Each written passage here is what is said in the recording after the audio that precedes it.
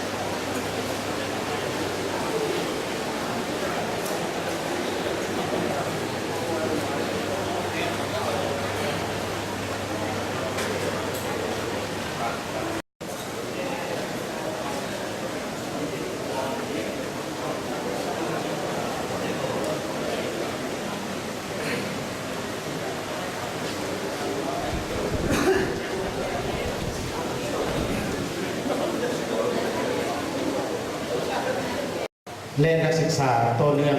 ปีสุดท้ายข้าพเจ้าชื่อประยัติรัตนาซึ่งได้รับมอบหมายเป็นจัดตั้งพิธีอันสง่าราศีนี้ขึ้นจุดประสงค์เป็นเพื่อมอบรับ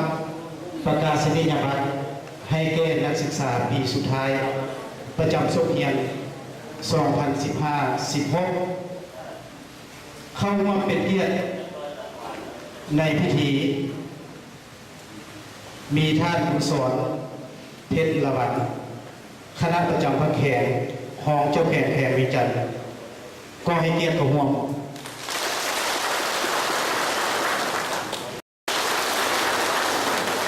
มีท่านจันทมาลาสุภาพงศ์ห้องผู้บริการก็ให้เกียรติกับห่วง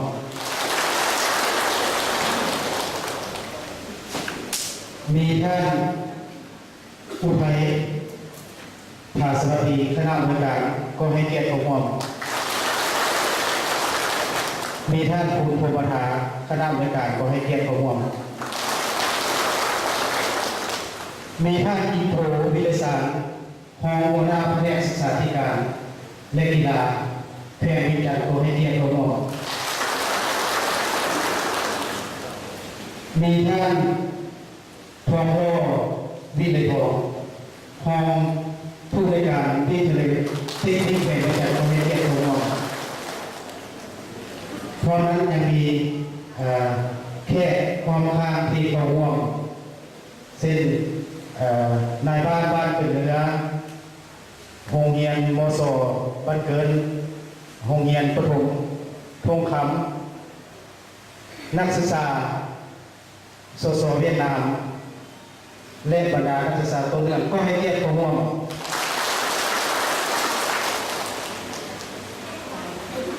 เพื่อเห็นได้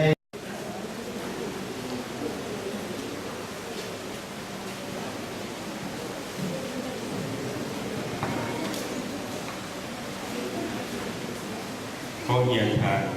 บุตรสอนเป็นละวัน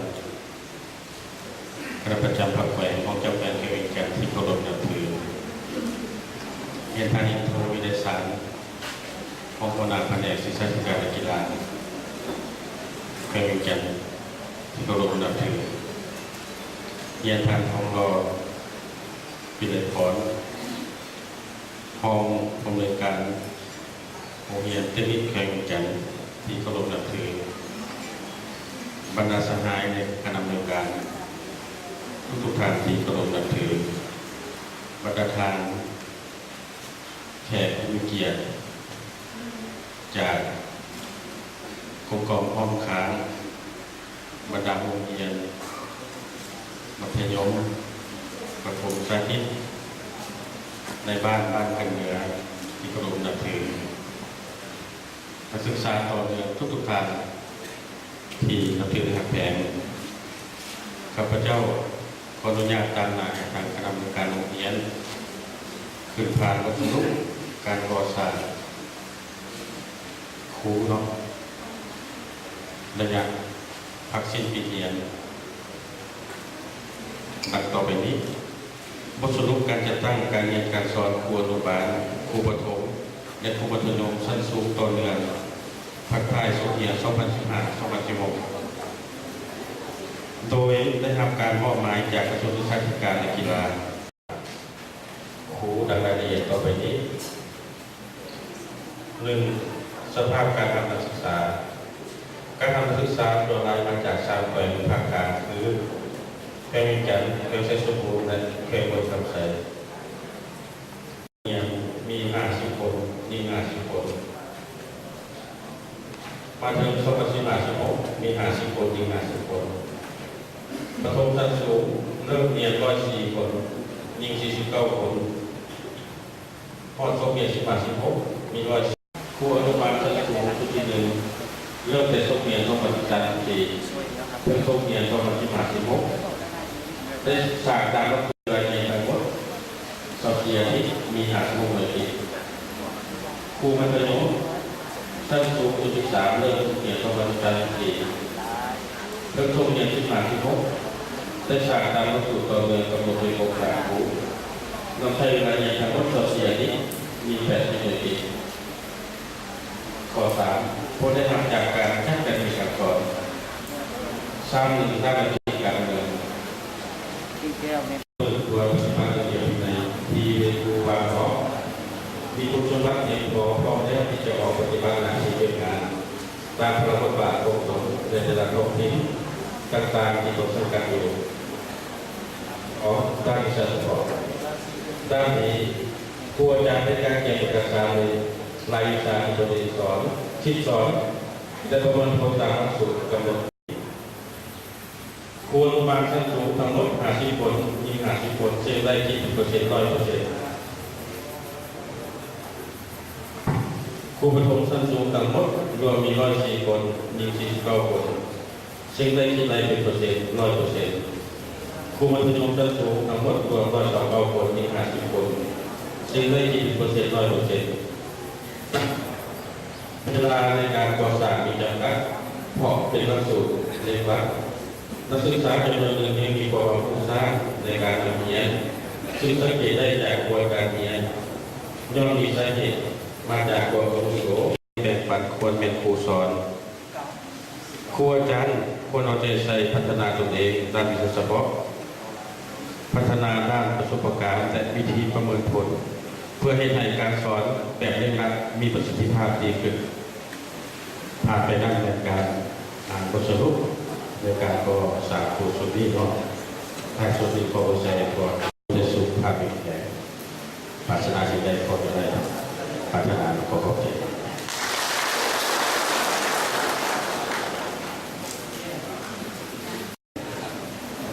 ผ่านไปถือว่าผู้ในวยการเป็นครูวันเกิดเนาะ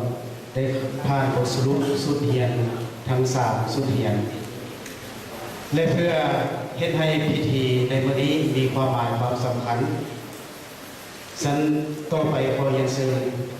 ท่านผู้สอนเพชรละบันคณะประจำพรรคแพงเวียงจันทร์ห้องเจ้าแพงเวียงจันทร์ขึ้นโอลงและมีคำเห็นต่อที่ประชุมน้องขอเรียนเชิญ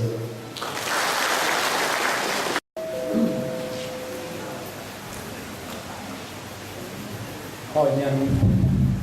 สหายอุดรเทพบุษาผู้อำนวยการเรียนที่นักเรียนแทนสายผู้วิทยาศาสตร์ห้องแผนกศึกษาธิการและกีฬาประจำแทนกันขอแสดงความสมัครนักแทนครูอาจารย์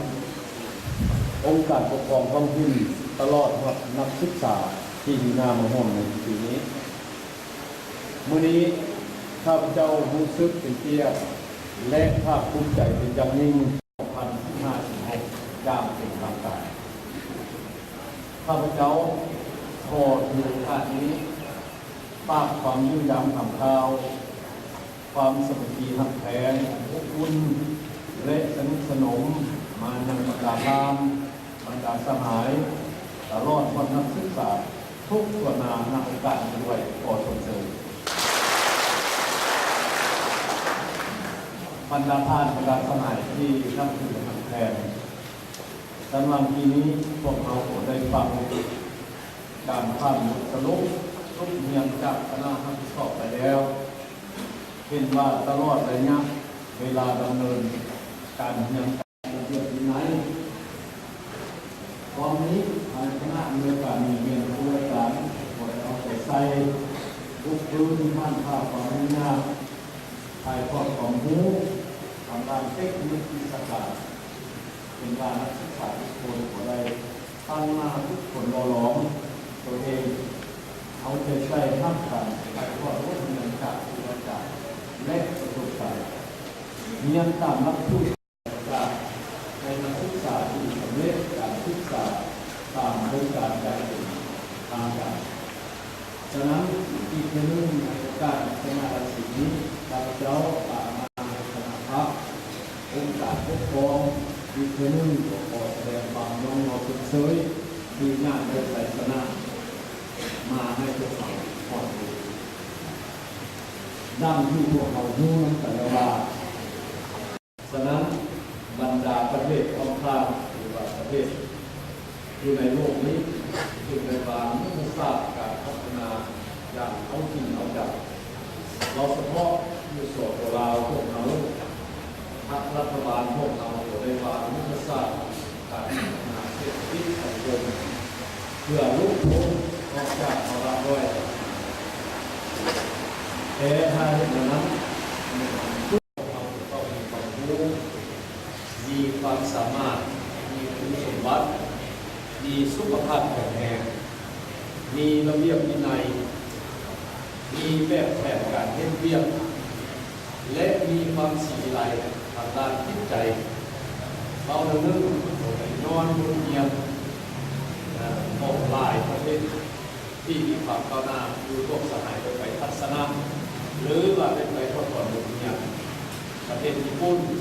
ยกมัธยมต้นแล้วเกาหลีสิงคโปร์ประเทศที่ห่างไกลและเพื่อนบ้านใกล้เคียงพวกเรานี้สปปจีนสปปเวียดนามเป็นล้วนในการพัฒนาการศึกษาด้วยตัวเองโดยเริ่มจากพื้นฐานจนกลายเป็นประเทศที่พัฒนาการทำมาหากินหรือว่าการสร้างสรรค์พัฒนาประเทศชาติในรุ่นหลังนั้นมันบอกขึ้นกับเงื่อนไขธรรมศาสตร์ด้านเดียวแต่มันก็เป็นเงื่อนไขสำคัญตัวหนึ่งทรัพยากรนั้นคือว่าคนพวกเราซึ่งคนแม่นคนที่มีมาตรฐานเงื่อนไขดังกล่าวนั้นเราต้องมีบทเรียนทางผู้ลงทำเองแต่ถ้าตัวเราเราทำมีอะไรสีแบบเรียนเสนอแบบเปลี่ยนมันพวกสหายอันที่5เสนอให้พวกสหายสร้างโรงเรียนสีเขียว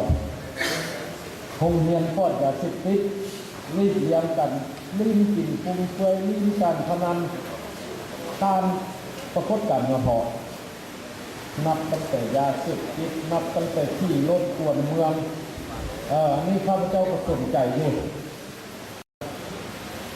ที่สำคัญมอบคือในสถาบันครอบครัวที่สถานเกี่ยวกับเรา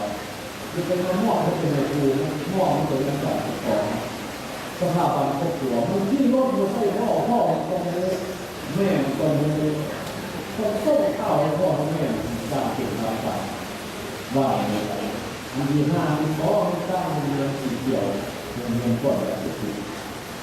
อันนั้นแบบเสนอ5เรื่องไหนที่ใหญ่นั้นแบบเกี่ยวกับการแบบโต๊ะนี้วันนี้สำหรับนักศึกษาที่จะได้ทำไทยประกาศนี้คือเราครอบครัวไอ้น้องคือเราข้าวนี้เป็นปากนี้ที่พวกเราจะกล้าไปด้วยความยิ่งที่ใจภาคที่ใจในครอบครัวเงินโต๊ะก็ดูครอบครัวเงินโต๊ะไปรับทุนกันทุนแบบเป็นนักตียึดตัวไปมาแต่ว่าพวกเราจะต้องไป เทศเรื่องงานแต่ว่าในโอกาสในงานราศีนี้ข้าพเจ้าตามนามในโอกาสปกครองดินตามนามคณะพระตามนามประชาชนระดับเอาจะถือโอกาสนี้ด้วยใจร้อนและคนเคยใจชนะซึ่งโรงเรียนวิทยาลัยเป็นกับผลข้อบกขอบใจคณะห้องหาเตรียมทั้งในและนอกสถานที่ขอบใจสุดพิเศษนักศึกษาที่โยเป็นโยเป็นบาลานซ์คนใหญ่ซึ่งที่จะเป็น100%แสดงความนับถือแผ่และร่วมถือกับโอกาสนี้ได้เฉลิมฉลองในประกาศของสถานนั้นด้วยความรบกวนขึ้นอยากให้มีความเศร้าเหงาคือโอกาสนี้โดยแสดงความนึกผ่านทุกประกาศของเราบอกใจ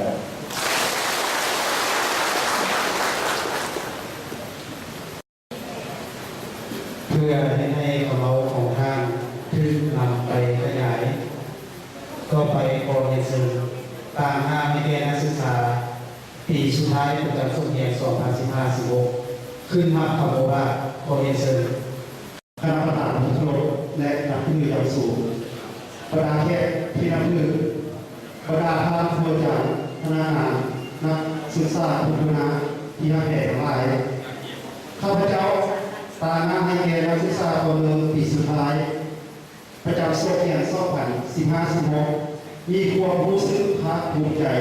ที่ได้ขึ้นมารับข่าวประวัติตักเตือนจากทางผู้สอนเพชรลาวคณะประจำภาคแค่เดียวกันทางเขาลงทางล้วนจะมีผลประโยชน์สำคัญในแก่พวกข้าพเจ้าซึ่งบางครั้งทางในกล่าวว่ามีความรู้ความสามารถมีระเบียบวินัยมีแบบแผนวิธีเรียน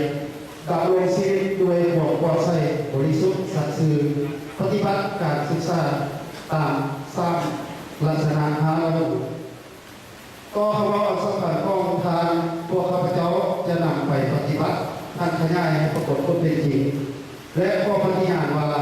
1จะเอาใจใส่ปฏิบัติหน้าที่ทางเรียนอ่านข้อตัวเองทำที่สอบด้วยผลสำเร็จ2ข้อไว้พรใส่ให้แก่ทางผู้สอนเพชรลาวันคณะผู้จัดภาคแพทย์ของเจ้าแพทย์แพทย์ด้วยกันจงมีสุขภาพเข้มแข็งมีพละนามัยสมบูรณ์มีผลสำเร็จในหน้าที่เรียนงานข้อไว้พรใส่ให้แก่บรรดาทานบรรดาแพทย์ที่ปีเกียรติพนักงานครูอาจารย์และนักศึกษาปีสุดท้ายจงมีสุขภาพแข็งแรงเป็น100 นาทีที่ทางการศึกษามอบให้อย่างสำเร็จผลขอขอบคุณนักศึกษาตัวเรื่องทั้ง10 ปีเรียนประจำสมเด็จ2015-16ก็ได้ขึ้นนำต่อว่าจากทางและต่อไปจะเป็นพิธีมอบรับประกาศนียบัตรขอเชิญทางคณะรับผิดชอบทางวิชาการขึ้น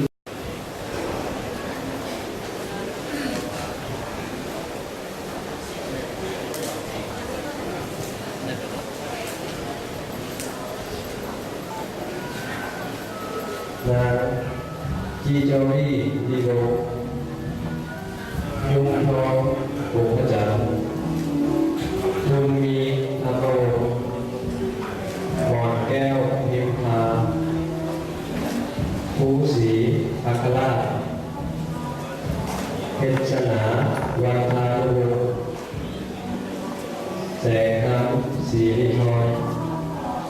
มีอ่อนบุญราชานาลีกองสลัดแสงเดือนสายสมรจันทองพิมพ์สอนชนสีมายากรคำกองจิตตะโบสอนคำไทยวังทามินาโวขันเทียลาสโบคำโพสีหาราชลำเขาบัวกระเดวบัวเรียนพมจันทร์เจียวราโดยท่านพันธวงศ์ดาววอนจันทาอุโมสุขสารน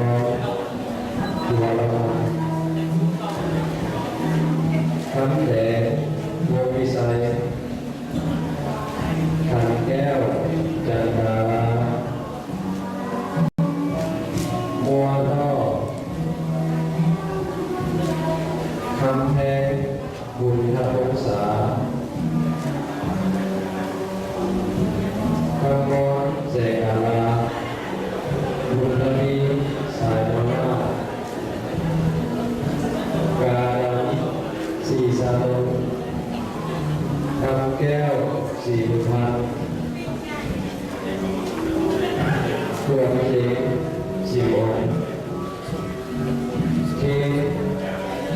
สุบังคลังน้ำเหลืองจันทวิไลศักดิ์แก้วบุญมาสีบุญเหลืองสันพรคงฉลาดบุญเลี้ยงสีพระองค์ชัยวันดีแสนโมงจันดาจันเพลงใสวันลาหลวงลาดวงใจคำมงแก้มจันธรรมงดัชมีอุดมทองสมชไลจันทวงศ์สมบุญธาราชวงศ์ศรีสภาสุนันทากองศิลป์พงษ์อาม่าจินดาวรใจตรงจันทนีศรีประเสริฐวงเพชรศรีวงศาพิมพ์มัดสอนชาบุตรีจันเพ็งสุพรรณพรจีเล่าวางใจกอแก้วคำภูมีทองคำจันทวงศ์พันสุริวงศ์บุญทวีศรีสมบูรณ์ทางตรงหน้าเบียร์ยอดโจโต้เกียรติคำศรีหาราชแสงคำมงคลมีจันทวีคำผิวจันทร์สมบัติสมภารเพลงประยุกต์เสกขนอมเพลงประยุกต์หมอ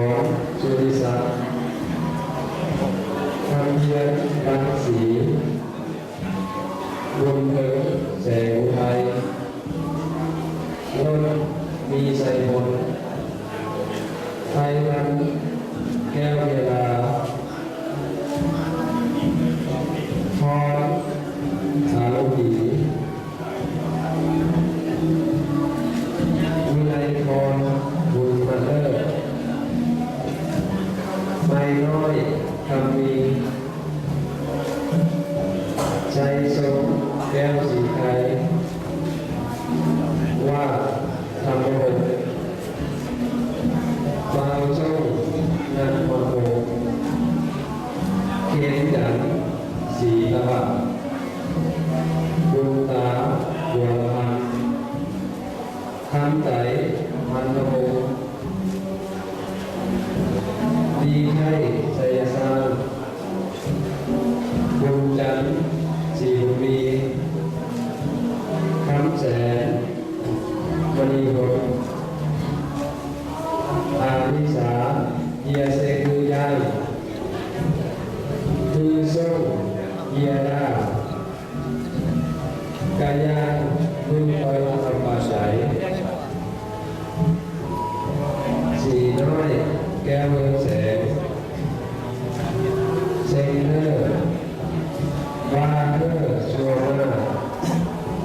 เยียยานวางเส้นดูแพงสู้ทองเพชร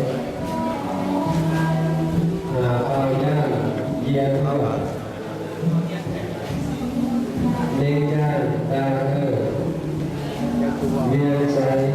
ทำโนรวมกับไทยเทศนาสร้างงานทำบูทำซุปใส่น้อยขันแก้วบุญธมี